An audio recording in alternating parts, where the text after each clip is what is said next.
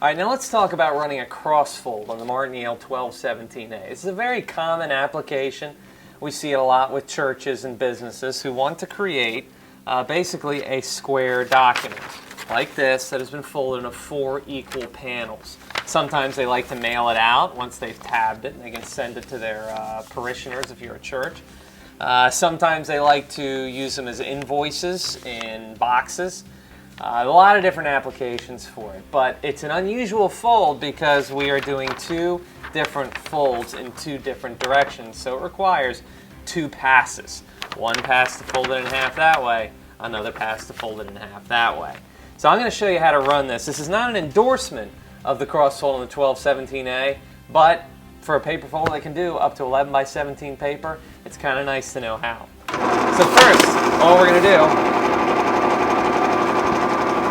is we're going to fold a sheet of paper in half. This is easy. There's nothing special about what I just did. The next step, though, is we're going to make some adjustments to the top fold tray once we've calculated exactly where we want the second fold to happen, and I'll show you how to feed it. I'll show you what it's going to look like when it comes out.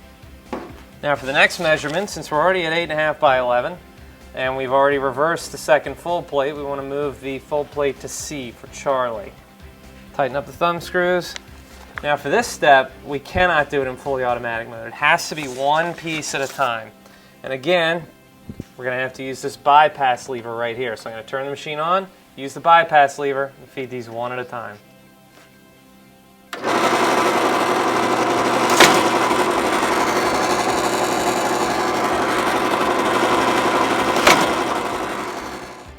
Here's what we've got.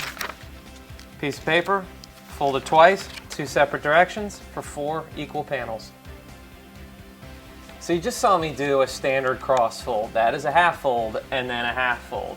But a lot of places that do such things like newsletters or bulletins, they're going to do a half fold and then a Z fold or a letter fold. You basically create something like this. 11 by 17 paper. We have 6 equal panels. 1, 2, 3, 4, 5, 6. And the operation is very simple, or very similar to the crossfold. We're just going to change one of the folds that we do. So the first step, real easy. We're just going to take our sheet of 11 by 17 paper. We're going to fold it in half.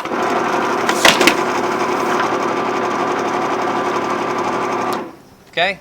No magic there. Now we're going to make some adjustments to the fold plate, and we're actually going to do a Z fold. So you'll see what this looks like when it comes out.